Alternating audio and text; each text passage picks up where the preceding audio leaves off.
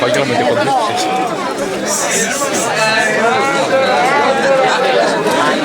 Το βίντεο μας, δεν το κατάλαβα. Πάρε και 4 ευρώ. Γιατί, δεν ξέρω. Τι, το είδες, όχι. Α, τώρα κατάλαβα. Α, του δείξεις τέτοιο. Τη φωτογραφία. Το screenshot. Α, ναι, με τη χοντρή τη φωτογραφία. Τους είχα βαλίσει. Φαίνεται μόνο η μέση του. Αλλά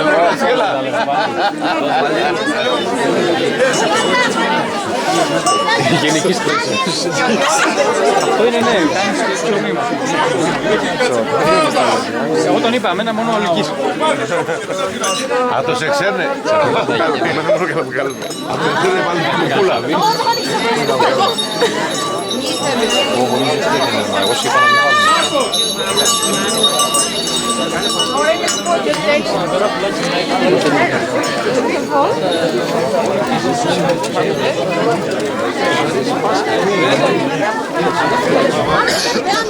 Θα μεγαλώσει τα μάτια. Πλήρωσε! Αυρό ήθελες, πλήρωσε!